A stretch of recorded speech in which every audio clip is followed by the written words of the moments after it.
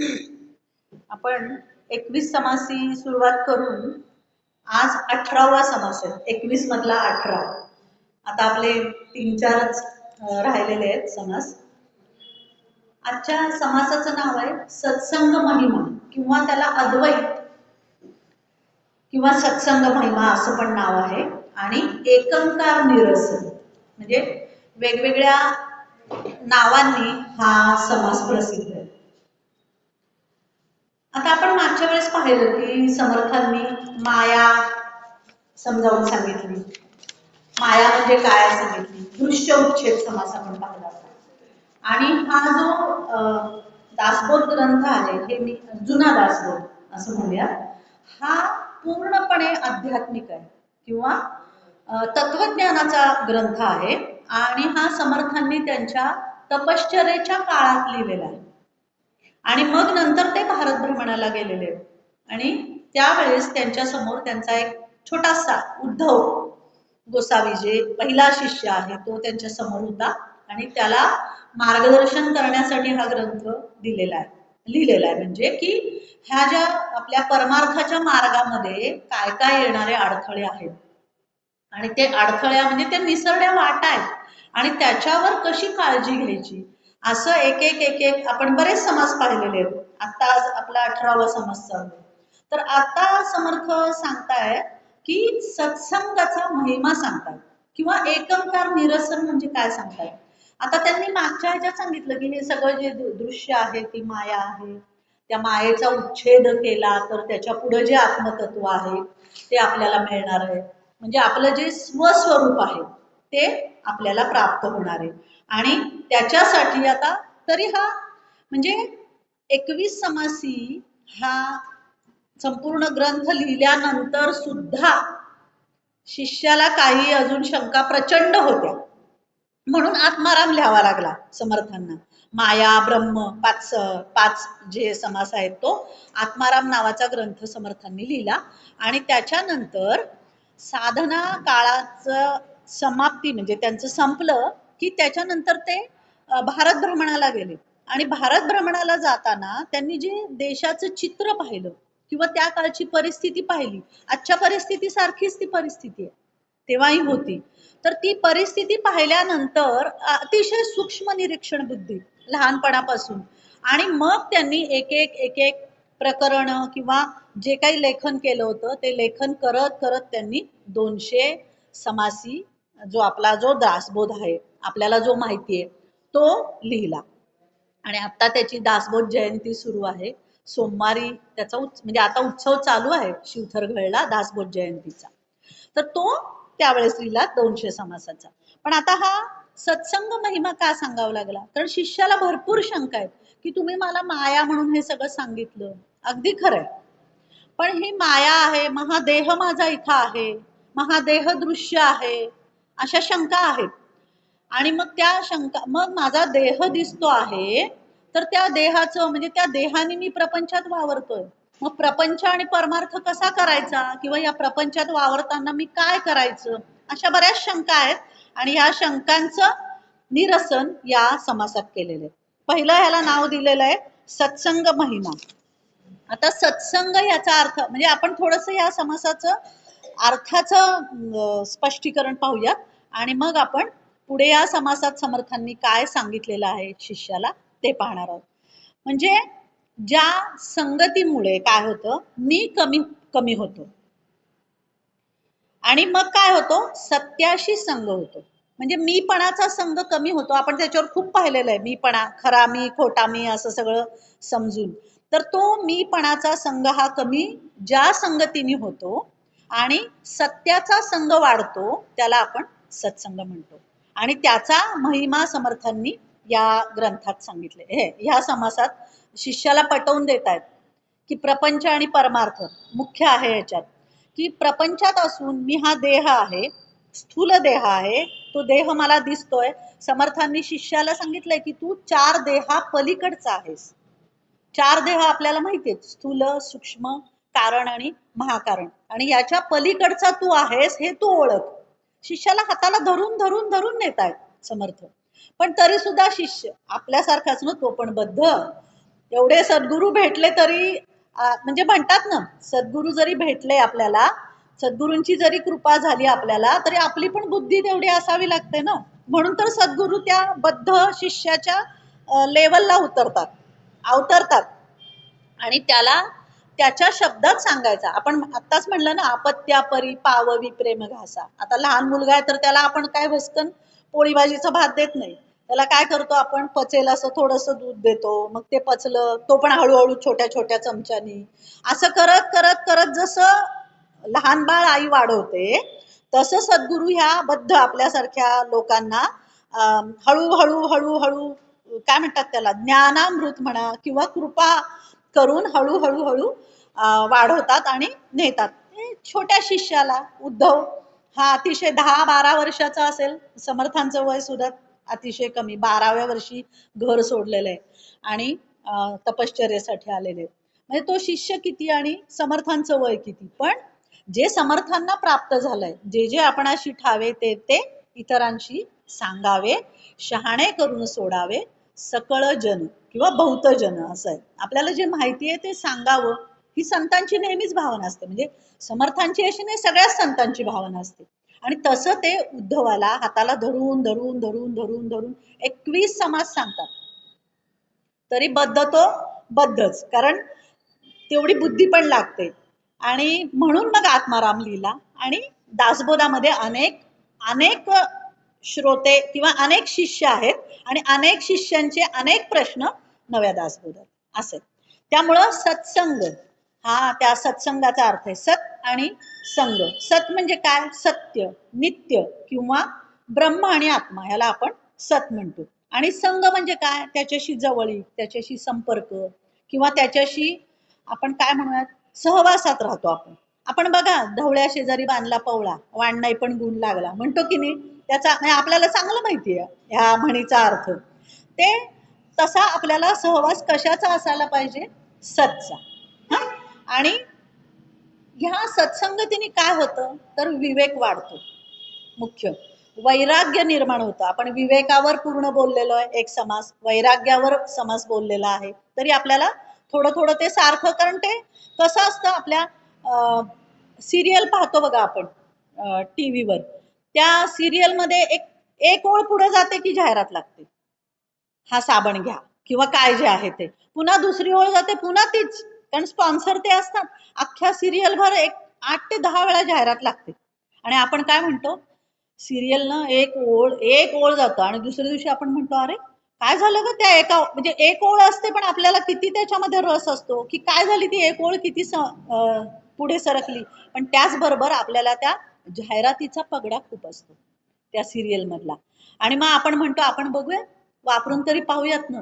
म्हणजे कोणत्याही गोष्टीचा जेव्हा आपल्यावर प्रचंड भडीमार केला जातो ना, कारण बद्ध लोकांची ही प्रवृत्ती आहे की ते असं असं असं कुंभारा सारखा गुरु आहे ना. आपलं अभंग किती सुंदर आहे की, नाही रे जगात वर मारतो धपाटे आत आधाराचा हात. म्हणजे आधार पण देत असतो कुंभार आपल्या मडक्याला, मग ते आणि मग ते मडकं आहे ना ते अतिशय व्यवस्थित होतं. म्हणजे मुक्ताबाई पण नाही का हे 1400 वर्ष, हा, त्यांना चांगदेवांना की अरे कोरा तो कोरा आहे, म्हणजे एवढीशी मुक्ता, पण त्या 1400 वर्ष असणाऱ्या चांगदेवांना म्हणाले कोरा तो कोरा. अशा प्रकारे तो घडवायचा असतो. त्यामुळे हा सत्संगातून असा शिष्य घडत जातो. म्हणून काय होतं तर सत्संगाने विवेक वाढतो, वैराग्य निर्माण होतं, अहंकार कमी होतो. कारण आपण आपल्या सद्गुरूंना किंवा आपण ज्यांना मानत असतो आदर्श म्हणून, त्यांना आपण फॉलो करतो.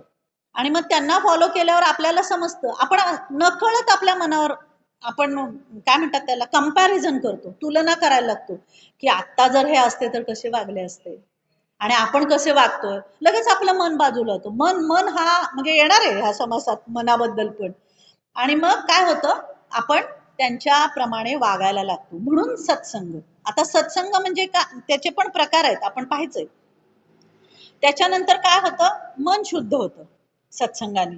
आणि दुसरं म्हणजे आत्मचिंतन घडवतं. म्हणजे मी आता जसं सांगितलं की नाही, की आपण एखाद्या व्यक्तीला किंवा एखाद्या ग्रंथाला जर आपण, कारण सत्संगाचे प्रकार पण आहेत. व्यक्ती सत्संग आहे, आणि ग्रंथ सत्संग आहे, आणि सगळ्यात उत्तम सर्वोच्च आहे तो अंतः सत्संग. पण ते फार वेळ लागते अंतः सत्संगाला. पण व्यक्ती सत्संग म्हणजे आपण एखादा आदर्श गुरु मानतो, आपण कुणीतरी नाम दिलेलं असतं, म्हणजे आता गोंदवलेकर महाराज आपण गुरु मानतो. मग आपण काय करतो, त्यांचे ग्रंथ वाचतो, त्यांची प्रवचनं वाचतो, त्यांचं सगळं वाचतो, किंवा आपले कोण गुरु आहेत त्यांचं सगळं चरित्र वाचतो, चरित्राचा अभ्यास करतो. आणि मग आपल्याला काय होतं, आपण विचार करतो, आपल्यावर काही तशी वेळ आली तर आपण विचार करतो की आत्ता जर गोंदवलेकर महाराज असते, किंवा आत्ता जर आपले जे आपण ज्यांना आदर्श मानतो ते कसे वागले असते. आणि मग आपण आपल्या भावना ज्या आहेत त्या आकुंचित करत जातो. म्हणजे काय होतं, आपलं मन शुद्ध होत चाललेलं असतं ना. नाहीतर आपण, आपल्याला जर कुणाचा आदर्श नसता तर आपण आपल्या बेताल वागलो असतो. बेताल हाच शब्द मला सुचतोय आता. पण आपल्याला कुणाचा तरी आदर्श आहे, आपल्याला कुणाचा तरी संघ आहे, आपल्याला कुणाचा तरी सहवास मिळालेला आहे, म्हणून आपल्या मनामध्ये या सगळ्या भावना निर्माण झालेल्या आहेत. विवेक वाढलेला आहे आपल्याकडे. विवेक म्हणजे काय, निवड. अरे आपण आता वागतोय हे बरोबर आहे का चुकीचं आहे, ह्याला विवेक म्हणतात. बरोबर आहे ते उचलायचं, चुकीचं आहे ते सोडून द्यायचं. वेळ लागतो पण होतो हा परिणाम. त्यामुळं हे सत्संगाचे फायदे आहेत. आणि ग्रंथ सत्संग म्हणजे आपण जे आता संत साहित्याचा अभ्यास करतो, दासबोध, गीता, ज्ञानेश्वरी, हे जे ग्रंथ आपण अभ्यास करतो, हे ग्रंथ हा सत्संगच आहे ना आपला. म्हणजे आपण हे अभ्यास करतो तेव्हा आपल्या, अभ्यास कधी म्हणतो आपण, सतत आपण त्याच्यावर चिंतन करतो त्याला अभ्यास म्हणतो.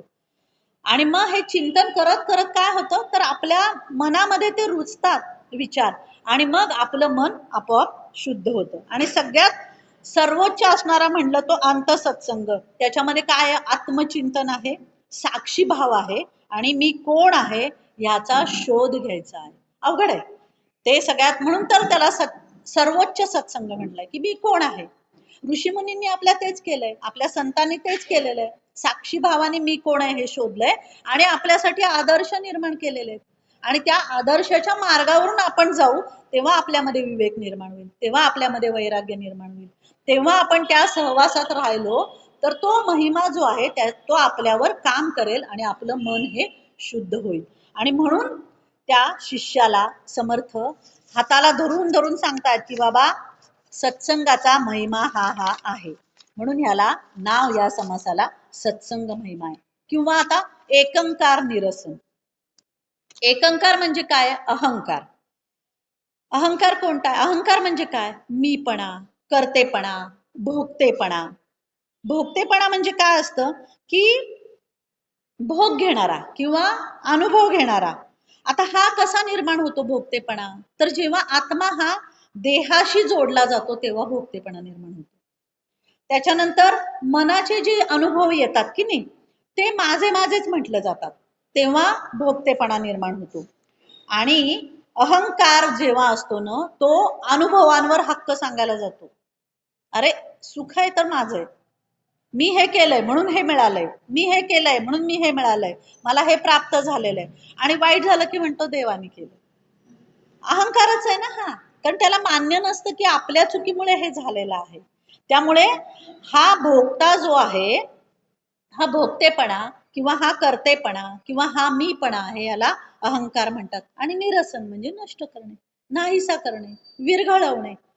हेच समर्थ आतापर्यंतच्या अनेक समासातून आपल्या शिष्याला वेगवेगळ्या मार्गाने समजावून सांगतात.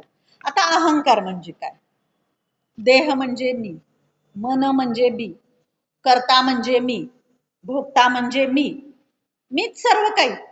हा जो भाव आहे ना, ह्यालाच अहंकार म्हणतात. आणि हेच मुख्य बंधन आहे आपल्या, म्हणजे देहबुद्धी. समर्थांनी त्याला देहबुद्धी हा शब्द वापरलेला आहे.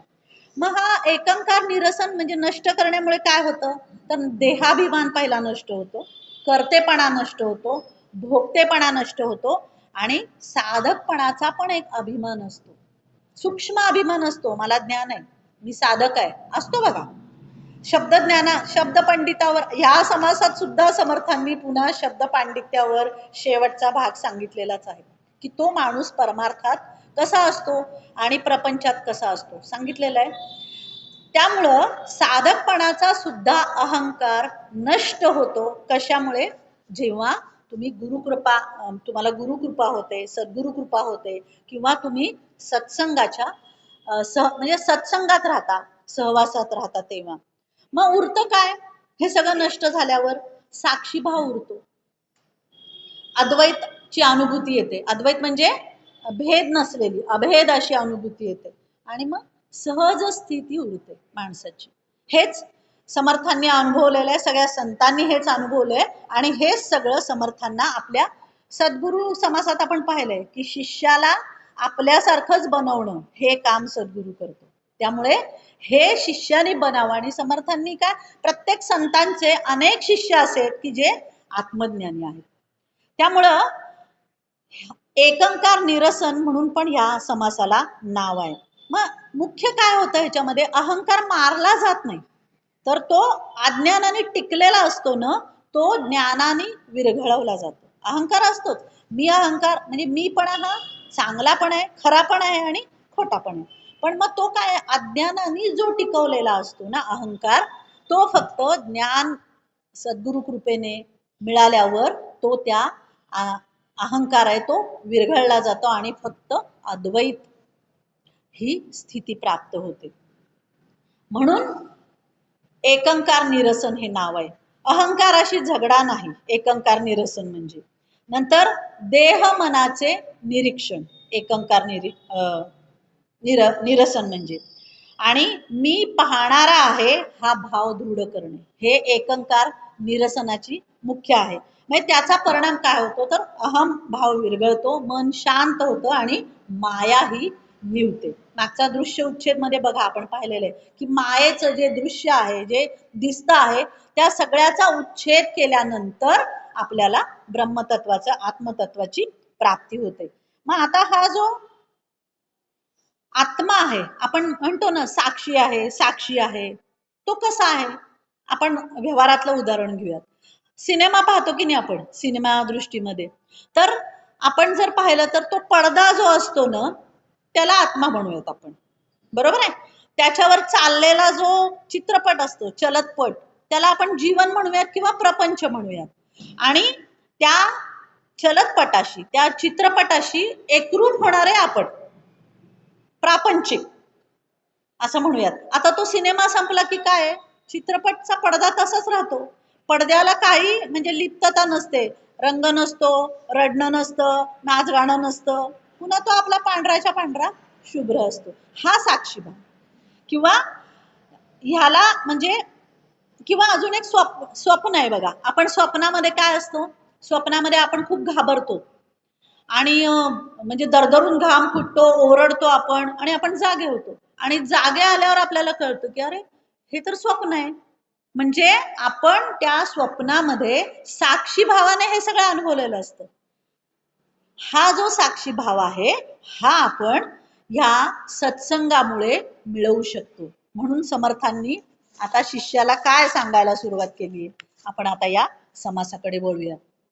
मागच्या समासात दृश्य उच्छेद मध्ये समर्थांनी सांगितले की जे जे दृश्य आहे, जे जे डोळ्याला दिसत आहे, ती सगळी माया आहे आणि हा सगळा भ्रम आहे.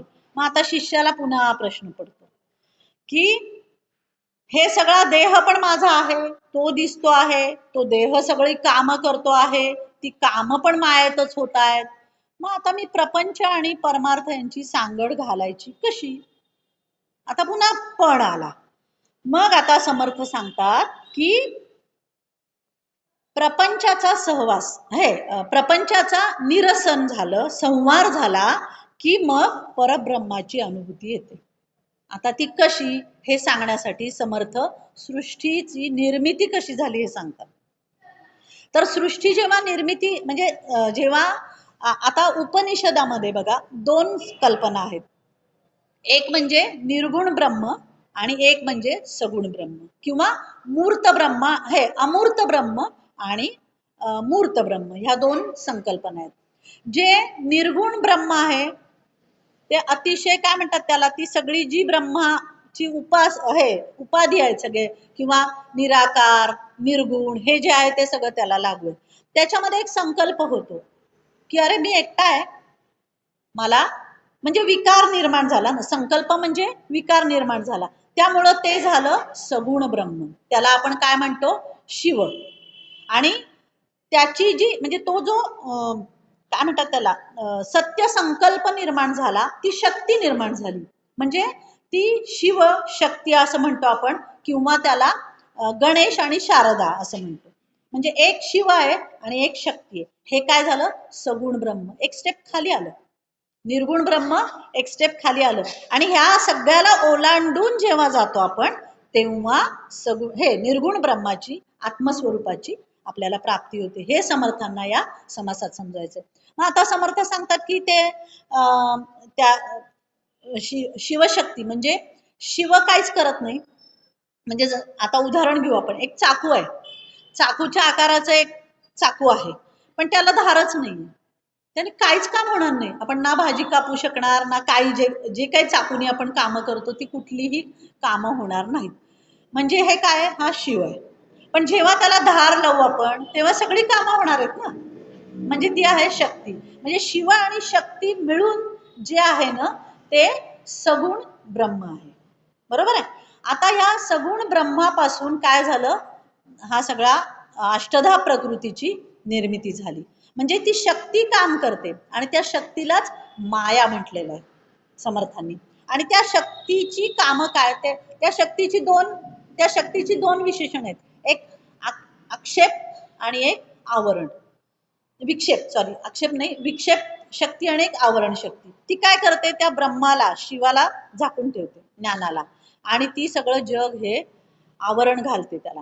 आणि मग आपल्याला हा भ्रम दिसायला लागतो. आणि मग त्या सत्य संकल्पापासून शक्ती निर्माण झाली, तिला आपण मूळ माया म्हणतो. मूळ मायेमध्ये त्यामध्ये सगळे गुण आहेत ते समतोल आहेत. म्हणजे सत्व रज तम बॅलन्स आहे. कुठलाही एक जास्त एक कमी असं नाहीये. त्यामुळे तिला मूळ माया म्हणतो. आता त्यातला तमोगुण जास्त झाला, गुणमाया म्हणतो आपण. आणि त्या तमोगुणापासून काय झालं? पंचमहाभूतांची निर्मिती झाली. नंतर त्रिगुण, पंचमहाभूत, हे सगळं अष्टधा प्रकृती निर्माण झाली. हा सृष्टीचा क्रम सांगितला समर्थांनी. आणि हा क्रम लय पावतो. म्हणजे हा सगळा जेव्हा नाश होणार आहे तेव्हा तो उलट मार्गाने येतो आणि मूळ मायेपाशी थांबतो. आणि ह्या मूळ मायेपाशी थांबल्यानंतर, ह्या मूळ मायेला ओलांडून गेल्यानंतर शिव दिसणार आहे. आणि त्या शिवाच्या पलीकडे निर्गुण आत्मतत्व आहे. हे समर्थ शिष्याला समजवतात. आणि हे समजवण्यासाठी समर्थ सांगतात की कसा लय होत जातो? तर दिवा आहे, उदाहरण दिलंय, तो दाखला मी फक्त या समासात दिलाय म्हणून सांगते की दिवा आहे, त्याला आपण कापूर लावला की तो कापूर जळतो. बरोबर आहे. आता तो कापूर जळल्यावर कापूर पूर्णपणे जळून जातो आणि त्याचं शिल्लक काही राहत नाही. पण त्या दिव्याला वायू मात्र घालवतो आणि तो दिवाही जातो निघून. आणि मग तो दिवा गेल्यावर तो आकाशात पसरतो वायू म्हणून. आणि मग आकाशाच्या पलीकडं असं आपल्याला बनायचं आहे, असा दाखला ते दिवा आणि कापूर या दाखल्यातून देतात. आणि मग समर्थ सांगतात की जसं हे पंचमहाभूत एकेकात निर्माण झालेले आहे, म्हणजे आकाश, वायू, जल, ह्या ज्या क्रमाने ते निर्माण झालेलं आहे त्याच क्रमाने, त्याच्या विरुद्ध क्रमाने, म्हणजे पृथ्वी लय पावणार आधीच्या भूतात, असं करत करत करत करत मूळ मायेपर्यंत यायचं. आणि मग अशा, हे त्यांनी ब्रह्मांडातलं सांगितलं, जग निर्माण झालं. आता तसंच आपलं पिंड पण, पिंडी ते ब्रह्मांडी म्हणतो ना आपण. आपलं शरीर पण तसंच निर्माण झालंय. आपलं शरीर म्हणजे काय? तर पंचमहाभूत आणि आत्मतत्व. म्हणजे शरीर आणि आत्मतत्व असं मिळून एक पिंड बनतं. बघा ना, आपण जेव्हा या शरीरामधलं चैतन्य जातं तेव्हा त्याला आपण, एरवी त्याला आपण शिव म्हणतो, आणि जेव्हा चैतन्य जातं तेव्हा त्याला शव म्हणतो आपण, म्हणतो की नाही. त्यामुळं हे शरीर म्हणजे काय आहे? तर पंचमहाभूतांची ही निर्मिती आहे. आणि ह्याच्यामध्ये चैतन्य जे आहे, आत्मतत्व जे आहे, स्वस्वरूप जे आहे, असं मिळून हे पिंड बनतं. म्हणजे काय? समर्थ शिष्याला काय सांगतात की हे सगळं शरीर म्हणजे तत्वांचं गाठोडं आहे. त्यांनी सृष्टीचं का सांगितली निर्मिती आणि लय? तर असं तुला आपल्या शरीरात करायचंय. ह्या पंचतत्वांचं जे गाठोडं आहे, हे गाठोडं तुला लय करत करत करत करत जायचं आहे. आणि जेव्हा हे पंचतत्व गाठोडं निवृत्त होईल, निरसन होईल, तेव्हा तू स्वस्वरूपाशी किंवा आत्मस्वरूपाशी जाऊन भिडशील किंवा एकरूप होशील. आणि याच्यासाठी सद्गुरु कृपा ही आवश्यक आहे. सतत सद्गुरु कृपेची गरज आहे, कारण मार्गदर्शक आपल्याला तितक्या ताकदीचा असायला पाहिजे ना. म्हणजे उद्या आपल्याला कुठं जायचं असेल तर आपण आपण ज्यांचा सल्ला घेऊ, तर कोणत्या माणसाचा आपण सल्ला घेऊ? की जो कुठेतरी जाऊन काहीतरी अनुभव घेऊन आलेला आहे त्याचा सल्ला घेऊ, का आपण एऱ्या गऱ्या गबाळ्याला विचारू की अरे आता मला इकडे जायचंय, काय काय पाहू, काय काय करू, कुठलीही गोष्ट. तसं अनुभवी जे आहेत ते सद्गुरू असतात. आणि ह्या सद्गुरू कृपेने ह्या सगळ्या पंचतत्वांचं जे गाठोड आहे त्याचं निरसन होतं. म्हणून समर्थ सांगतात ओवीमध्ये, ऐशी पंचभूते निमाली आणि त्रिगुणांची शांती आली, महत्त्वेसी माया गेली, महम मायेची पोटी. म्हणजे महामायेच्या पोटी जाते. महम माया हे विश्रांती, पावेल गुणसाम्य निगुती, गुणसाम्य निमालिया अंती, स्वरूपची आहे श्रीराम. म्हणजे जेव्हा त्या मूळ मायेच्या पलीकडे जाऊन शिवतत्व मध्ये येऊ तेव्हा अद्वैत अवस्था, भेद नाही. आणि त्या शिवतत्वाच्या पलीकडे जे आहे तिथं एकरूपता, निर्गुण निराकार ब्रह्म आहे ते. आता समर्थ शिष्याला सांगतात की ठीक आहे, मी तुला सांगितलं की हे आत्मतत्व, म्हणजे आपण पाहिलं आत्मतत्व पण दोन भिन्न आहेत. म्हणजे एक शिव आहे आणि एक शक्ती आहे, गणेश आहे आणि शारदा आहे. आणि म्हणजे अर्धनारी नटेश्वर आपण म्हणतो. आणि मग ह्या अर्धनारी नटेश्वर स्वरूपामध्ये शक्तीचा लय करायचा आहे, शिवापर्यंत पोचायचंय आणि शिवाला पण पार करून आपल्याला निर्गुण ब्रह्मापर्यंत पोचायचंय. मग त्याच्यासाठी आपल्याला कसं, की आता पाणी आहे, पाणी निर्गुण आहे, पण पाण्याचं रूपांतरण बर्फात झालं की ते सगुण आहे. बर्फ वितळवलं, विरघळवलं की पाण्यात रूपांतर होणार. किंवा वीज आहे, वीज आपण काय म्हणूयात, निर्गुण म्हणूयात, पण बल्ब लागला की आपण म्हणतो सगुण आहे. असं ते पंचतत्वाचं जे गाठोडं आहे ना त्याचं निरसन करायचं. किंवा समुद्र घेऊयात आपण, समुद्रामध्ये लाट आली तर ते खरं समुद्राचाच भाग आहे ना. ती लाट ओसरली की पुन्हा समुद्रच होणार आहे ती. म्हणजे हे सगुण आणि निर्गुण हे जे आहे आपला पंचतत्वाचं गाठोडं आहे, हे आपल्याला बर्फ विरघळायचा आहे, म्हणजे अहंकार विरघळवायचा आहे, मीपणा विरघळायचा आहे, मीपणाचं निरसन करायचंय, म्हणजे पुन्हा आपण मूलतत्वामध्ये येणार आहे. अशा पद्धतीने समर्थ शिष्याला समजावून सांगतात. मग एकांकर म्हणजे काय, एकरूपता हा पण अर्थ आहे. म्हणजे तिथं काय अद्वैत आहे, जीवशिव ऐक्य आहे. म्हणजे ह्या अद्वैत अवस्थेला काय आहे किंवा ही अवस्था काय आहे हे शिष्याला समजवण्यासाठी हा सगळा समास. कारण शिष्याचा प्रश्न काय आहे की मी देह आहे, माझा देह दिसतोय, माझ्या देहाने केलेली कामं दिसत आहेत, मग हा प्रपंचन परमार्थ तुम्ही जे बोलताय याची सांगड घालायची कशी. मग समर्थ सांगतात की इथे काय आहे की ही खरं वस्तू एकच आहे, शिव आणि शक्ती, अर्धनारी नटेश्वर, चाकू आणि चाकूची धार, वस्तू एकच आहे. पण तुझं जे काही अहंकार आहे, तुझी जी काही देहबुद्धी आहे, त्यामुळे तुला ते दोन भिन्न रूप दिसत आहेत. त्याची ती जी दोन भिन्न रूप आहेत ती तू पाहू नकोस, म्हणजे तू अभेद अवस्थेला येशील. भिन्न रूप म्हणजे आता सोनं, आपण काय म्हणू, सोनं आहे, सोन्याचे दागिने आहेत. मग दागिन्यांची नावं खूप आहेत, पण त्यातलं मूळ तत्व सोनच आहे ना, हे तू समज, असं समर्थ सांगतात. किंवा आपण आता समुद्राचं घेतलं की पाणी आणि पाण्याची लाट, लाट आली तरी ती त्या समुद्रापासून भिन्न नाहीये, ती त्या समुद्राचाच अंग आहे. असं तुझं हे पंचतत्वाचं गाठोड आहे, ह्याचं निरसन कर. आणि मग तुला जे आत्मतत्व ज्याच्यावर हे सगळं शरीर तुझं चाललेलं आहे ते तू ओळख, असं समर्थ सांगतात. आणि मग हे जेव्हा तू ओळखशील तेव्हा तुला अद्वैत अवस्था प्राप्त होईल. आता पुन्हा शिष्याला शंका की स्वरूपाच्या ठिकाणी भेद नाहीये, आणि भेद नाही असं गुरु सद्गुरु सांगतायत, आणि ही सर्व माया ही मिथ्या आहे, हा भ्रम आहे असं सांगतायत, आणि मी तर सगळ्या क्रिया मायेतच करतोय.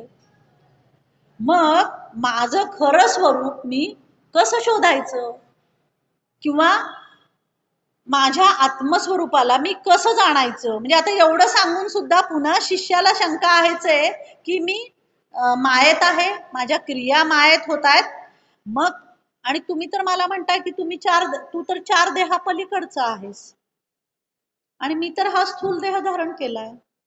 मी कसं काय करायचं या प्रपंचात, या मायेत मी कसं वागायचं?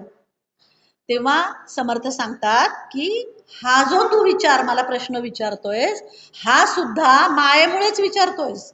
की मी एवढं सगळं सांगितलं तुला की हा स्थूल देह आहे, तू चार देहा पलीकडचा आहे, तरी तुला शंका आहेत, कारण तू अजूनही मायेत आहेस, तू भ्रमात आहेस. आणि ही जी माया आहे ना, हीच मनुष्याला मुक्त पण करते आणि हीच मनुष्याला बंधनात पण टाकते, आणि बंधनात टाकणं हेच तिचं कार्य आहे. पण मुक्त करणं हे पण तिचं कार्य आहे, पण त्याला विरुद्ध प्रवाहाने पोहावं लागेल. हे समर्थ शिष्याला सांगताय. परत शिष्याला प्रश्न, हेही पटतंय मला, वागायचं कसं जगात आता, हे मला आता समज. पुन्हा समर्थ म्हणतात, हा सगळा तुझा देहबुद्धीचा गोंधळ आहे. मी एवढं तुला सांगतोय की तू स्वस्वरूपच आहेस, पण ह्या सगळ्या देहबुद्धीच्या गोंधळामुळे, ह्या अहंकाराच्या गोंधळामुळे तू काय करतोयस की भेद मानतोयस. ते तत्व आणि मी, खरं तर ते तू आणि अभेद आहेत. ब्रह्माची जी स्थिती आहे त्याला शिव म्हणतात आणि ब्रह्माची जी शक्ती आहे त्याला शक्ती म्हणतात किंवा माया म्हणतात. मग समर्थ सांगतात की ह्या दोन्हींचे भिन्न गुणधर्म आहेत. बरोबर आहे. मग हे भिन्न गुणधर्म आहेत, पंचमहाभूतांमध्ये सुद्धा भिन्न गुणधर्म आहेत. पुन्हा पिंडी आणि ब्रह्मांडी शिष्याला समजवायला जातात, आणि हे भिन्न गुणधर्माचे एकत्र जोपर्यंत राहतायत ब्रह्मांडात, सलोख्याने राहतायत, तोपर्यंत हे सृष्टीचं नियमन व्यवस्थित आहे. तुझ्या देहात सुद्धा हे सगळं आहे ना, रक्त आपल्या ह्याच्यात पण आहे ना, हे पंचमहाभूत सगळी आहेत. ही जोपर्यंत त्यांच्या नियमाप्रमाणे राहतायत तोपर्यंत तुझा देह बरोबर चाललाय, तो पिंड बरोबर चालतात. पण लय होताना परत परत समर्थ पहिल्या ह्याच्यावरच येत आहेत की परत ते लय करायचं आहे तुला. ब्रह्मांडाचा लय खूप खूप खूप काय म्हणतात त्याला, कोट्यावधी वर्षानंतर होणार आहे. पण ह्या पिंडामधल्या ज्या पंचमहाभूतांचा लय आहे, हा तुला करायचा आहे. एकमेकात एकमेकात ती पंचतत्व एकमेकात विलीन करत करत करत तुला आत्मस्वरूपापर्यंत व्हायचं आहे. आणि मग हे ब्रह्म जे आहे, हे आत्मस्वरूप जे आहे ते अकर्ता आहे. त्याला म्हणजे ते साक्षी भावाने तुझ्या सगळ्या क्रिया पाहत आहे. म्हणजे असं म्हटलं जातं ना की ते काहीच करत नाही, ते फक्त चेतना देतं सगळ्या अवयवांना, शरीराला, मनाला. प्रपंच ह्याचा अर्थच लक्षात घेऊयात आपण, म्हणजे लक्षात येईल जास्त. कारण पुन्हा प्रपंच आणि परमार्थाचाच गोंधळ आहे ना शिष्याचा. म्हणजे विवेक, आणि पंच म्हणजे काय आहे तर 5 भाग सांगितलेले. एक म्हणजे पंचमहाभूत, दुसरं म्हणजे 5 कर्मेंद्रिय, तिसरं म्हणजे 5 ज्ञानेंद्रिय, चौथं म्हणजे त्या सगळ्या यांचे विषय 5 विषय, आणि अंतःकरण पंच. म्हणजे स्थूल आणि सूक्ष्म असं सगळं मिळून हा प्रपंच बनलेला आहे. त्याचा विवेक करायचा आहे तुला, असं समर्थ शिष्याला सांगतात. आणि तो विवेक म्हणजे काय करायचा आहे तर ह्या सगळ्या तत्वांचा एक एक एक एक एक एक करत लय करायचा. हे जे तत्वांचं गाठोड आहे ना, ते खूप मोठं होईल म्हणून आता आपण मी त्याचा उल्लेख करणार नाही, कारण आपला वेळ त्याच्यात जाईल. तो सगळा लय करायचा आहे. आणि मग ती जी तुझी शक्ती आहे, जी शक्ती आहे म्हणजे माया आहे, हिला तुला शिवामध्ये लय करायचं आहे. आता तू मला म्हणतो की हा माझा देह आहे, मग मी या देहाने प्रपंचात कसं वागणार. तर ही मी म्हणजे देह आहे हीच तुझी कल्पना आहे. आता कल्पना कोण करतं? मन. मन कशामुळे कल्पना करतं? चित्तामुळे. बरोबर आहे की नाही? कारण कसं आहे, हे अंतःकरण पंचक म्हणजे काय आहे तर अंतःकरणाचेच हे भाग आहेत वेगवेगळे, आणि हे सूक्ष्म आहे म्हणून मी सांगते आपल्याला. कसं आहे हे कर्मेंद्रिय ज्ञानेंद्रिय हे आपल्याला दिसतात, हे सगळं डोळे बिळे दिसतात म्हणून.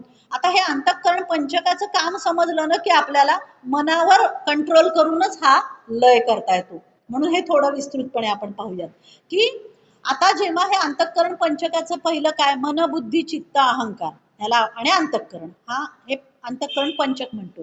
आता मन काय करतं? संकल्प विकल्पाचं काम करतं. म्हणजे आता उदाहरण घेऊयात आपण. एखादा केक खायचा आहे आपल्याला. तर आपल्या समोर जर आला एखादा दृश्य ना, बाह्य जगाकडे मन पाहत असतं. तो केक समोर आला आपल्याला तर आवडतो. मग आपलं मन म्हणतं अरे केक आवडतोय बरं का, आपण खाऊया. बरोबर आहे. पण लगेच काय तो म्हणतो अरे आपण तर डायटिंग करतोय. मनाचच. बरोबर आहे. नको खायला. झालं. संकल्प खाऊ का नको खाऊ, खाऊ का नको खाऊ. मग ती सगळी इन्फॉर्मेशन जाते बुद्धीकडे. मी तुम्हाला सांगते हे कसं म्हणजे कार्य कसं होतं आणि त्याचा लय कसा करायचा ह्याच्यासाठी सोपं करण्याचा एक प्रयत्न करते मी माझ्या अभ्यासातून.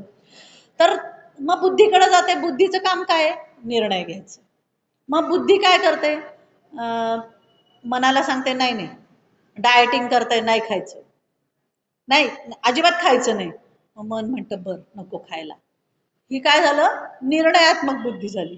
पण बुद्धी म्हणाली नाही खा खा, संपली. ती देहबुद्धी झाली. समजतंय? म्हणजे मी मला जे समजलंय ते सांगायचा प्रयत्न करते. बर, आता चित्त काय काम करतं? तो केक समोर दिसल्यावर लहानपणी आई असाच केक करायची आणि मी खूप खायचे. झालं. आईची आठवण झाली की बुद्धीचं देहबुद्धीकडे निर्णय जाणार की तो आपण केक खाणार, डायटिंग वगैरे सगळं आपलं फिसकटून घेणार. हे जे कार्य आहे ना, हे कार्य कशावर होईल? पहिलं मन अंतर्मुख केलं तर, म्हणजे विषयांपासून जे बहिर्मुख आहे ना आपलं मन. आता हे कसं करायचं? तर एक छान गीतेच्याच ह्याच्यात आहे, चिन्मय मिशनचं आहे, त्याच्यातलं मी एक उदाहरण देते की बुद्धी आणि मन ह्या एकाच नाण्याच्या दोन बाजू आहेत. आता जेव्हा सगळ्या इंद्रियांकडून माहिती येते त्याला मनस म्हणतात. म्हणजे बुद्धीचा बाह्य भाग जो आहे त्याला मनस असं म्हटलं जातं. एक नाण आहे. इकडचा जो बाह्य भाग आहे त्याला मनस म्हणतात आणि इकडचा जो आतला भाग आहे त्याला बुद्धी म्हणतात. कारण मनापेक्षा बुद्धी सूक्ष्म आहे म्हणून आपण आत बाहेर म्हणूयात. म्हणजे मन बुद्धीपेक्षा स्थूल आहे म्हणून मी म्हणते की ते बाहेर.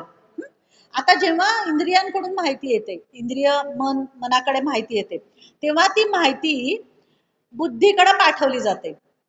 पण त्याच्यामध्ये अनेक विचार असतात, संकल्प विकल्प अनेक आपल्या काय म्हणतात चित्तातल्या. आपण आता जे केकचं उदाहरण पाहिलं असं असतं. त्यामुळे ऍक्च्युली ती एकच नाणं आहे, पण ते असं मोठं होतं. म्हणजे मन इथं आणि बुद्धी इथं आहे आणि ह्याच्यामध्ये अनेक विचार तरंग असतात. मग मनाकडून आलेली माहिती जशीच्या तशी बुद्धीकडे नाही जात.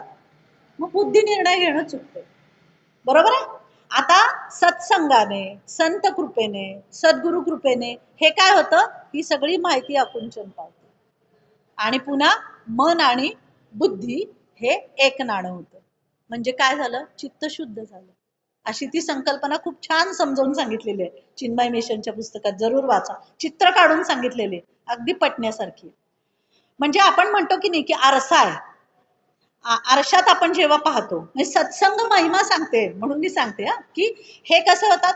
मन बाहेर असतं, बाहेरून इन्फॉर्मेशन येते येते येते, चित्तातली इन्फॉर्मेशन त्याच्यात ऍड होते, आई आठवते, अजून कोण कोण आठवतं, आपण किती जन्म घेतले, त्या जन्माच्या सगळ्या आपल्या मागे आलेल्या त्या काय म्हणतात त्याला वासना आहेत, त्या सगळ्या काही दिसलं की ती वासना उफाळतेच. कल्पना मनाच्या श्लोकात पण आहे की नाही, स्फुरे विषयी कल्पना, ते तो मनाचा श्लोक आहे ना. त्या सगळ्या कल्पना ऍड होतात, ते सगळे विचार ऍड होतात, त्यामुळे ती दूषित माहिती होते. आरशासमोर आपण उभे आहोत. आता आरसा जर मळलेला आहे सगळा आणि तर आपलं स्वरूप दिसणारच नाही. पण आपल्याला सगळं छान दिसतंय पण आपल्याला नाकच दिसत नाही आरशासमोर उभं राहिलं. तर आपल्या पाहण्यातला दोष आहे तो का आरसा खराब आहे? बरोबर आहे. आरसा म्हणजे काय आहे की आपलं प्रतिबिंब आहे, म्हणजे स्वस्वरूप आहे. पण त्याच्यामध्ये धूळ आहे. कुठल्या आपला सगळा आरसा स्वच्छ आहे पण नाकाच्या भागाला धूळ आहे. ती जर साफ केली तर नाक पण स्वच्छ दिसणार आहे आपल्याला. हे समर्थ शिष्याला सत्संग महिमामधून समजावून सांगतायत. किंवा आपण मागच्या वेळेस दोरी आणि हे साप आणि दोरी हा दृष्टांत पाहिला होता. भ्रम म्हणे माया म्हणजे भ्रम आहे हे तुम्ही समजवता. मग प्रपंच आणि परमार्थ म्हणजे मला समजून सांगा. मी हे आहे, मी देह, माझा देह आहे वगैरे असं विचारल्यामुळे समर्थ त्याला सत्संगाने ती धूळ साफ होते. तो रामन दर्पण केला आहे. आहे ना, किती सुंदर गाणं आहे ते. त्यामुळे तुम्ही तुम्ही तुमचा आरसा स्वच्छ करा, म्हणजे हे मनबुद्धी मधला अंतर कमी करा, आणि त्याच्यासाठी तुम्हाला सत्संगाची, सद्ग्रंथांची, म्हणजे व्यक्ती किंवा ग्रंथ हे तुम्हाला सहाय्यक ठरतात. त्यांच्या सहवासात राहा, म्हणजे ते अंतर कमी होईल आणि दोन्ही एकत्र होतील. मग समर्थ सांगतात की हे तू जाणून घे. आता प्रपंच आणि परमार्थात वागायचं कसं, हा शिष्याचा मूळ प्रश्न आहे. स्थूल देहात राहायचं, पण प्रपंच आणि परमार्थात कसं वागायचं. आता हा जो ग्रंथ लिहिला आहे तो म्हणजे समर्थांचा साधना काळ, आणि हा मी सांगते की हा तत्वज्ञानाचा ग्रंथ आहे. त्यामुळे समर्थ काय सांगतात, जयासी परमार्थ व्हावा, तेणे प्रपंच त्यजावा. प्रपंची परमार्थ करावा, तो ठाकेना सर्वथा श्रीराम. ही ओवी आहे. दुसरी आहे, करिता प्रपंचाची वृत्ती, संसारीचे झोके आदळती, दुःख शोक पडे भ्रांती, मग परमार्थ कैचा श्रीराम. म्हणजे त्या काळी समर्थ शिष्याला काय सांगतात की तुला प्रपंच तरी जमेल, नाहीतर तुला परमार्थ तरी जमेल. पण जेव्हा समर्थ हा काय साधना काळातला आहे, त्यामुळं तेव्हा ते शिष्याला असं सांगतात. पण दासबोधामध्ये, म्हणजे जो आत्ता आपण जो दासबोध म्हणतो ना 200 समासांचा, त्याच्यामध्ये समर्थांनी प्रपंच आणि परमार्थ समतोल आहे सांगितलेलं आहे. जे जे प्रपंचामध्ये गुण आहेत तेच परमार्थात आहेत हे सांगितलेलं आहे. त्यामुळे ते शिष्याला काय सांगतात की प्रपंच जमेल तुला किंवा परमार्थ जमेल. पण कारण काय अगदी अगदी स्वच्छपणे समर्थ सांगतात की जेव्हा दृष्टी तुमची बहिर्गामी होणार तेव्हा तुम्ही प्रपंच करणार. आपण आत्ताच पाहिलं ना प्रपंचाचा अर्थ, तिथं अविवेकच असतो. आपण त्या दृश्याच्या मागे जातो, पण आपण देह आहे. आपण पाहिलं, मी करता आहे, मी भोगता आहे, मी म्हणजे मन आहे, मी म्हणजे बुद्धी आहे, मी म्हणजे अहंकार. म्हणजे अहंकार सगळ्याच्या वर असतो की सगळं काही मीच आहे. ही जी देहबुद्धी आहे त्यामुळे आपण प्रपंचात बहिर्गामी होत असतो, आणि मग आपण त्या मायेत अडकतो असं समर्थ सांगतायत. आणि ती नाशवंत आहे, ती भ्रम आहे, हे कळायला म्हणजे तो भोवरा आहे, आणि त्या भोवऱ्यामध्ये आपण अडकतो. मग ह्या मोह, मग आपण करायचंय काय, प्रपंच आणि परमार्थ दोन्ही साधायचा आहे, त्याच्यासाठी करायचंय काय, प्रपंच करायचा आहे. पण त्या प्रपंचातली आसक्ती जी आहे ना ती टाळायची. आसक्ती म्हणजे काय, ती माया जी आहे त्यात गुंतून राहायचं नाही. झालं, आजचं वर्तमानात जगायचं, भूतकाळ नाही, भविष्यकाळ नाही, आत्ताचं काय आहे माझ्या समोर आलेलं आहे. माझे सद्गुरू कसे वागत होते, माझ्या जुन्या दासबोधात काय सांगितलंय समर्थांनी, हा विचार करायचा, मधली घाण साफ करायची, आणि आपण विवेक करायचा. अशा पद्धतीने प्रपंच आणि परमार्थ साधायचे. म्हणजे समर्थांनी काय सांगितलं पुन्हा, विवेक आणि वैराग्य.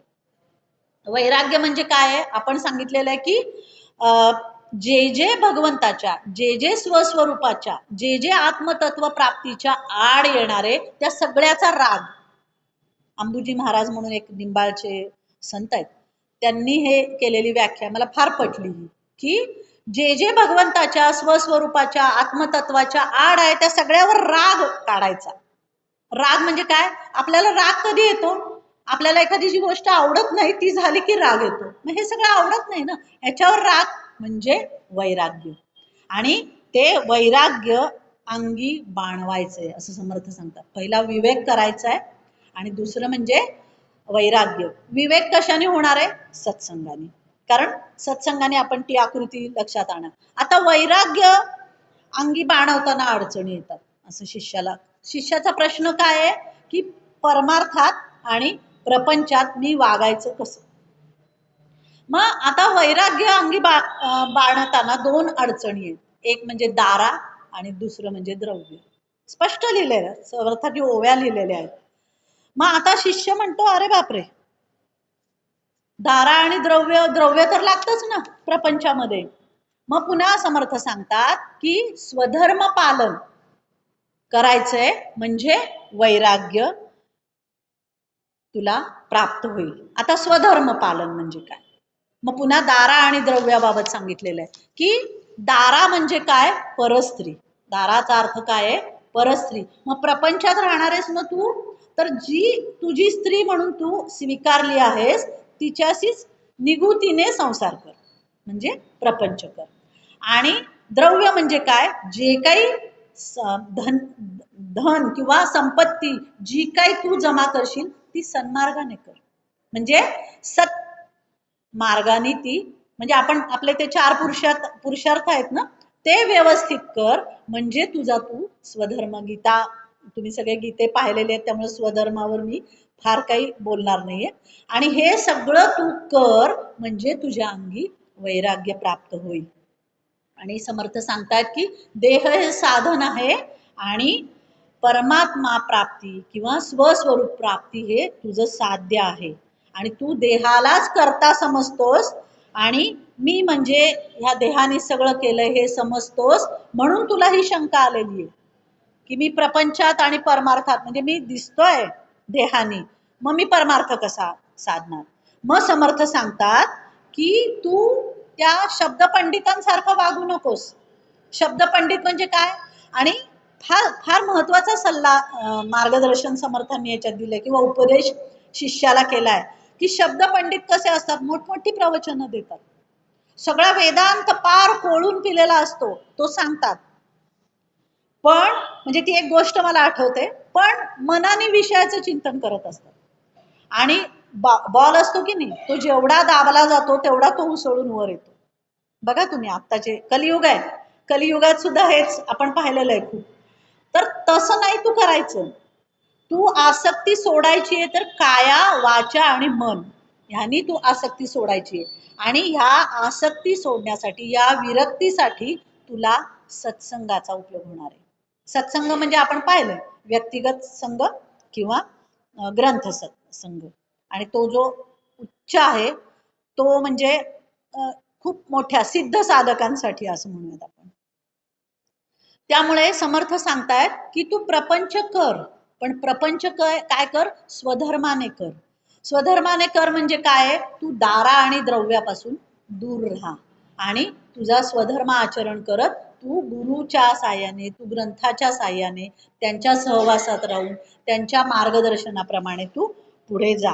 आणि मग तुझं काय होईल, मन शुद्ध होईल. आपण पाहिलं की नाही की मन शुद्ध कधी होतं, तो परत आठवा, ब्रह्म मनस आणि बुद्धी. आणि मग ह्या मायेपासूनच तुझ्या या स्थूल देहाची निर्मिती झाली आहे हे तू लक्षात घे. परत पहिल्या प्रश्नाच्या उत्तरावर समर्थ आले. म्हणजे विवेक आहे, वैराग्य तू निर्माण करायचंय. विवेक आणि वैराग्यासाठी तुला सत्संगाची गरज आहे, म्हणून एवढं सगळं महान महिमा तुला सांगितलेला आहे. आणि या मायेपासून ज्याची निर्मिती झाली आहे हे तुला मी एवढ्या वेळा सांगून सुद्धा तू स्वतःला स्थूल देहधारी अजूनही समजतोस, तर ते तू समजू नकोस. ह्या मायेमध्ये पण 2 प्रकार आहेत समर्थ सांगतात, एक स्थूल आहे आणि एक सूक्ष्म आहे. आपण मगाशी ते पाहिलं की मन, बुद्धी, चित्त, अहंकार सूक्ष्म आहे आणि स्थूल म्हणजे आपली सगळी इंद्रिय आहेत. म्हणून समर्थ सांगतात की जयासी परमार्थ व्हावा तेणे प्रपंच त्यजावा, प्रपंची परमार्थ करावा तो ठाकेन सर्वथा. हा अर्थ ह्याचा असा आहे. म्हणजे तुम्ही प्रपंच करा म्हणजे दोन्हीपैकी एकच साधा असं नाहीये, दोन्ही साधता येणार आहे तुम्हाला, पण तो कशा पद्धतीने तुम्ही प्रपंच करा याचं मार्गदर्शन समर्थ देत आहेत. आणि ते सांगतात की त्याच्यासाठी तुम्हाला वैराग्याची गरज आहे. पण आता समर्थ परत सांगतात की ठीक आहे, तुला मी सांगितलं प्रपंच आहे, विवेक कर, वैराग्य कर, सत्संगाचा हे कर, पण परमार्थ सुद्धा सोपा नाहीये बरं का. कारण हे जे लोभी मन आहे ना आपलं, हे सारखं त्या प्रपंचातच अडकत असतं. सुरुवात होते ती एक गोष्ट आहे मला आठवते, एक माणूस असतो आणि त्याला असं वाटतं आता ह्या प्रपंचाचा, या संसाराचा त्याग करावा, म्हणून तो लांब जंगलात जाऊन राहतो, एकटाच राहतो, झोपडी बांधतो एक आणि साधना करतो. काय चालू असतं म्हणजे मन कसं असतं हे सांगण्यासाठी हे. आणि मग नंतर काय होतं, तो साधना करता करता करता करता त्या झोपडीमध्ये एक उंदीर येतो. तो उंदीर सारखा खुडबुड खुडबुड करून त्याच्या साधनेमध्ये व्यत्यय आणत असतो. मग तो म्हणतो अरे बापरे, या उंदराचा तर बंदोबस्त करायला पाहिजे, तर आपली साधना होणार, म्हणून तो मांजर पाळतो. आणि मग तो ते मांजर आहे ना, ते मांजर आता उंदीर खाल्ले तरी त्याला दूध प्यायला लागणारच ना, मग तो गाय पाळतो. हा मग ते कारण दुधासाठी तो गाय पाळतो. आता ते गाय सगळं साफ करायचं म्हणून तो लग्न करतो. रानात गेलाय प्रपंच सोडून, कारण त्याला काय करायचंय, परमार्थ करायचंय. आणि मग पुन्हा लग्न करतो, पुन्हा सगळा त्याचा प्रपंच. म्हणजे इथून उठून तो परमार्थ करायला गेला, तिथं सुद्धा पुन्हा त्यांनी प्रपंचच केला. म्हणून समर्थ काय सांगतात की लोभी मन जे आहे त्या त्या मनाला मुरड घाल, म्हणजे त्या मनाला बहिर्मुख जे आहे ते तू अंतर्मुख कर. म्हणजे काय आहे, ते विषय आणि संकल्प वगैरे वगैरे ना, ते असं असं आण. आणि हे कशामुळे साध्य होईल तुला, सत्संगाने. त्यामुळे समर्थ सांगतायत की परमार्थ सुद्धा सोपा नाही. त्यामुळे तू वैराग्याने वाग, स्वधर्माने वाग, तर तुला परमार्थ करता येईल. आणि स्वतःचा जो अहंभाव आहे किंवा स्वतःचा जो मीपणा आहे हा गाठोड्यात बांध. असं समर्थ त्या ओव्या आहेत, मी आता एवढ्या ओव्या घेतलेल्या नाहीत.